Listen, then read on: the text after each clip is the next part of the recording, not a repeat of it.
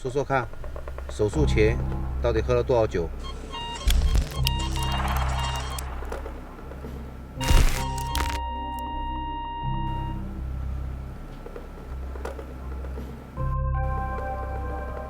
他就在那儿盯着我，我错了。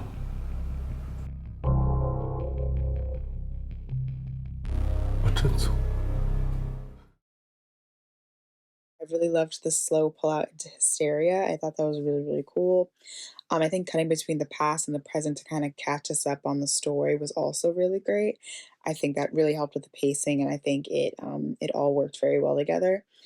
Um, I liked the distorted effect while he was crying for forgiveness. I think it all looked really great, and I really liked kind of like the gray, like color grading to how it was edited. I think it looked really cool.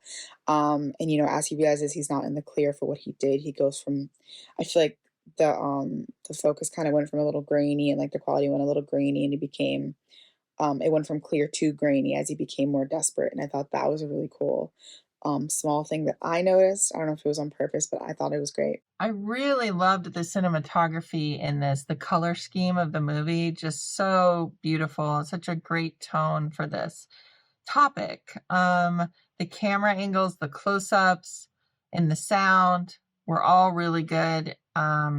Thought there was some really interesting camera angles in this, so very creative in my opinion, and just a really nice suspense. It kept me curious the entire time. And I thought the performance by the lead man was really great, kept me into it and intrigued, and really made me feel kind of sorry for him. This film was very suspenseful, and the whole beginning, the audience is just constantly wondering, like, what did he do, or who and what is he saying is staring at him. It's very ominous, um, especially with the repeated scenes and the dialogue.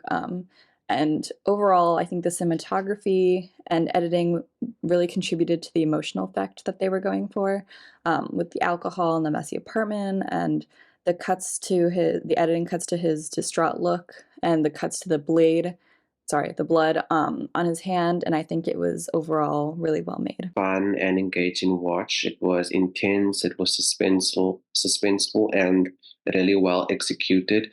The growing heartbeats, the monitor sound, and all the soundtracks in the short film were all brilliantly executed. That sort of pushed the suspense even further.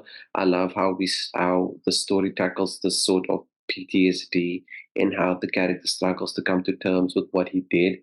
We sort of get to see this when he watches the video on his phone. But from this moment, we don't necessarily know it's about him. But as the story progresses and the figure appears more vividly, we slowly get to see his downfall. Really great lighting and sensitive music to create suspense.